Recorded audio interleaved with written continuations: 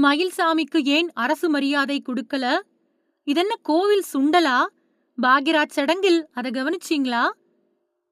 பாக்யராஜுக்கு அரசு மரியாதை தந்திருக்க கூடாது அப்படின்னு சொல்லல. ஆனா, இந்த அரசு மரியாதை சிகர இயக்குனர் பாலச்சந்தருக்கு ஏன் குடுக்கப்படல?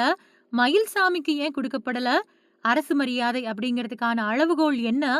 தமிழ்நாட்டுல அரசு மரியாதை அப்படிங்கிறது ரொம்பவுமே மலிவா போயிடுச்சு.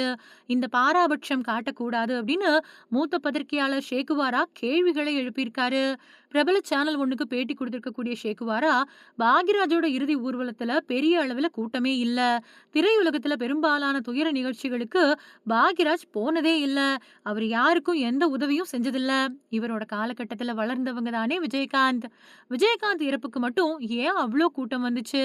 விஜயகாந்தால தான் என்னோட பொண்ணு டாக்டருக்கு படிச்சா அப்படின்னு கஸ்தூரி ராஜா சொல்றது மாதிரி இதுவரைக்கும் பாக்யராஜால தான் இந்த உதவியை பெற்றோம் அப்படின்னு யாருமே சொன்னதில்ல. சில நடிகைகள் இறுதிச் சடங்குல செஞ்ச ஓவர் ஆட்டிடியூட்டை பார்க்க முடியுது. இதுக்கு காரணம் அந்த குடும்பத்தோட இந்த நடிகைகள் நெருக்கமா இருந்திருக்கலாம்.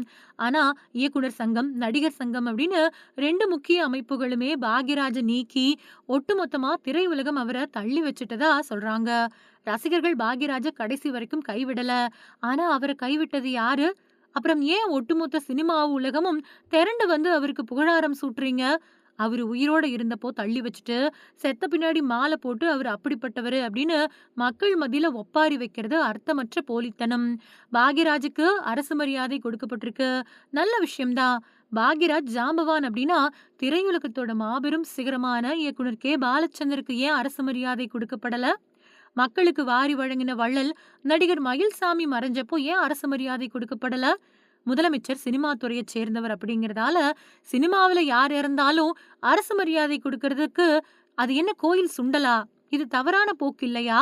இந்த அரசு மரியாதை அப்படிங்கிறது முதலமைச்சரோட தனிப்பட்ட விருப்பம் கிடையாது. அதுக்கு ஒரு வரையறையும் அளவுகோலும் இருக்கணும்.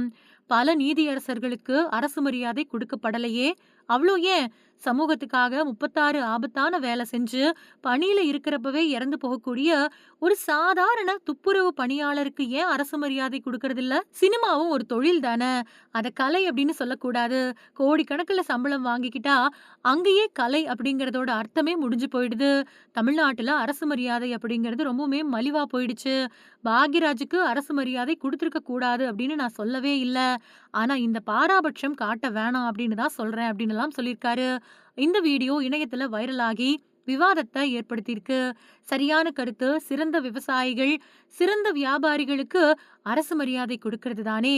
சமூக ஆர்வலர்கள், ராணுவ வீரர்களுக்கு இந்த மரியாதை கொடுக்கப்படணும் அப்படின்னு எல்லாம் ஆதரவு கமெண்ட்டுகள் குவிஞ்சிட்டு வருது. ஆனா ஒரு சில பேரு பாக்யராஜ் உயிரோட இருக்கிறப்பவே இதையெல்லாம் சொல்ல வேண்டியதானே, இப்ப வந்து ஏன் பழைய கதையெல்லாம் பேசணும் அப்படிங்கிற கேள்விகளையும் எழுப்பிட்டு இருக்காங்க.